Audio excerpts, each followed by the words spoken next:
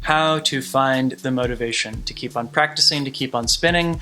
This is a struggle that we all face, and today I'm going to dive headlong into it. Drex here from drexfactor.com, and today we are talking about my best tips for motivating yourself, because God only knows, sometimes I need these tips too. Be sure to join my notification squad by clicking on the subscribe button as well as the notification bell. That way you know exactly when I'm going to drop a new video, and that way you are more likely to see it. I also just want to throw out a quick shout out to the friends of the channel. Big thanks to Dark Monk, Flowtoys, LMF Props, Spinballs, and Ultrapoi for helping to make the videos on this channel possible. You can visit all these companies by following the links down in the description of this video. So, confession time. It has taken me most of the day to build up the motivation to make this video, if that's not ironic. And because of that, this has actually been a really fun experience for me of figuring out exactly how I break through those blocks in motivation and how I can bring those lessons across to you guys as well. This is one of those things that when I did my video on finding a new direction for my channel and everything, that a lot of people were asking about. And I just want to clarify up front here that this is something that no matter how long you've been spinning, how far you've gone with it, this is something that you're still going to wrestle with. And there are just going to be days when you struggle to put up the motivation to get a thing done. That's just kind of baked into reality in life. But there are definitely some things that we can do to kind of overcome that inertia. So one of the first things that I think is really helpful with this is to identify where the lack of motivation comes from.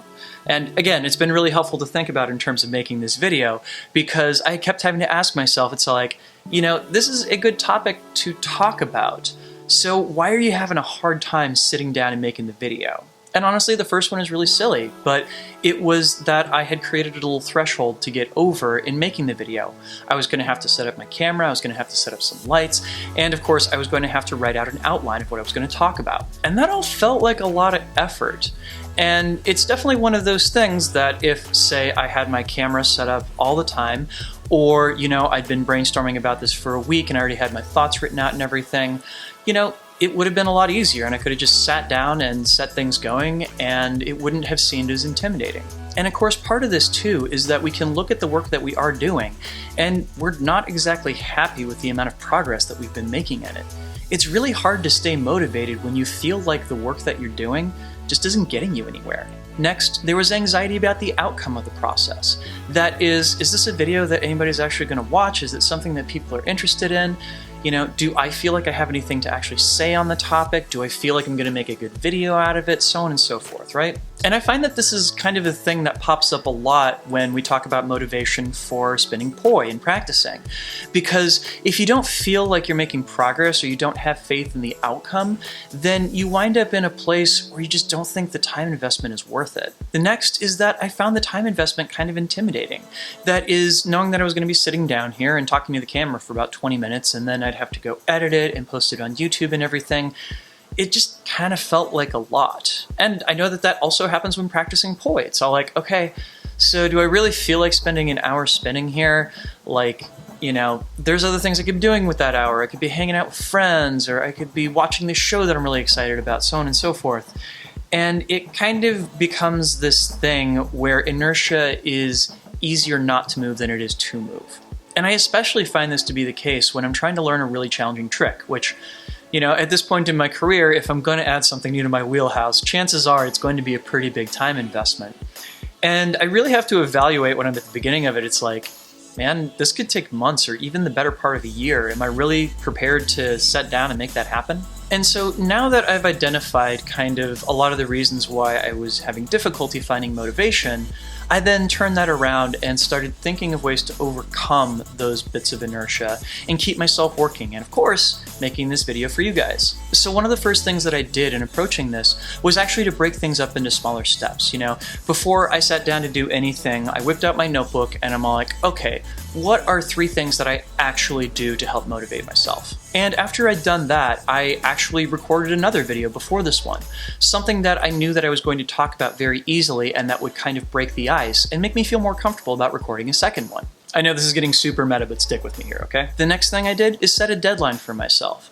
I know that I want to have a video go live on this particular day, and by setting it to say, this is the video that's going to go live, it means that I have to get through it in order to get to that goal. I've talked about this on occasion in my blog, and I'll go ahead and link to it down in the description below. But one thing that I find really helpful for keeping me on task is creating what I call proxy goals. You see, when I first started spinning, my tech blog was not about showing off the tricks that I was learning.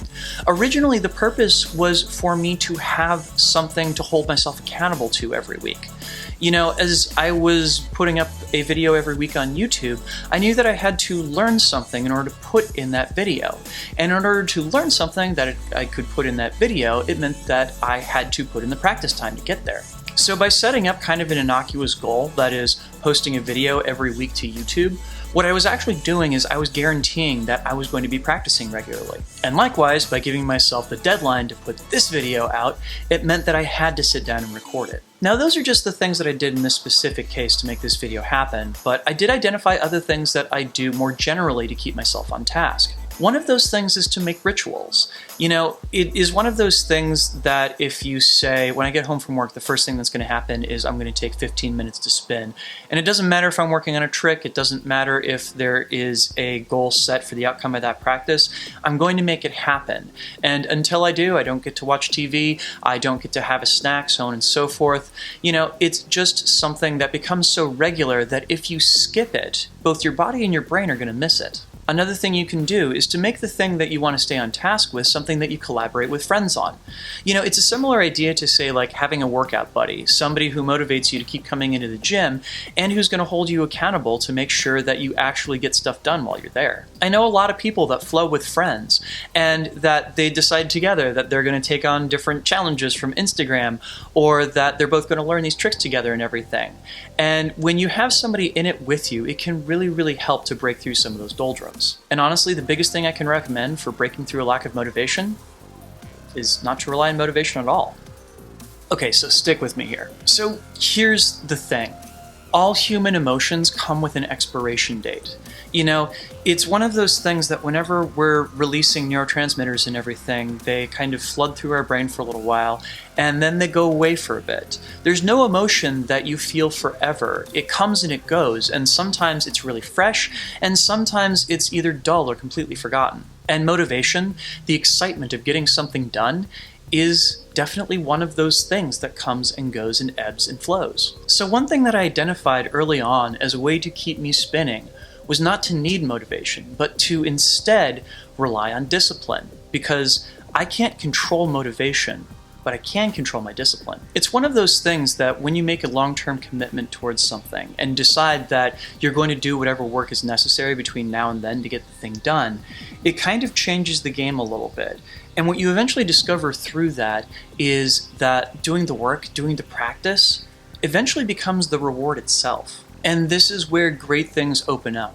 Because if you can get to a point where the work doesn't feel like work, where it feels like the thing you're supposed to be doing instead of that far-off goal and everything, then it makes the in-between bits work a lot better. Because most of the time that you're going to spend in pursuit of a skill or any kind of task or what have you is going to be spent in the doldrums where it feels like nothing's really happening. And being able to look at those times and say, I'm going to show up to work either which way, and you know what? If this happens to be the day that that bolt of lightning comes down and I finally see the clouds part and I get that trick, or I find that flow that I was looking for, then awesome. But you know what? There's only part of it that is that divine strike of lightning, and the other part is me showing up to be there. Because, quite frankly, if I'm not doing that, then that bolt of lightning can never strike me. So, work to make the practice routine. Work to make it a part of your life and your experience. Make sure that the practice itself transcends motivation, because there are going to be days when it's there and days when it's not. You cannot rely on motivation, but you can rely on discipline. And if you take nothing else away from this video, I hope you will take that. So thank you to everybody who suggested this topic when I posted my video a few weeks ago in a new direction for the channel. I really like knowing that the stuff I'm putting out there is going to actually be of use to folks. So let me know down in the comments what kind of challenges that you guys have run into in keeping yourselves motivated. And of course, let me know if any of this advice rings true to you guys, or if you try it and it has benefits for you. And of course, let me know what else I can do to help you guys on your flow journey. So before I set you guys loose, I just want to put out a massive thank you to all of my awesome supporters on Patreon, because you guys are the ones that make the videos on this channel possible. Now, if you would like to sign up to support the work that I do, you can head on over to patreon.com/DrexFactorPoi and sign up. thank you so much in advance. So what are your best tips for staying motivated? Please let me know down in the comments. And of course, don't forget to like, share, and subscribe. And of course, check out the other videos that I have available on this channel. Thanks so much for watching, and have yourselves a good one. Peace.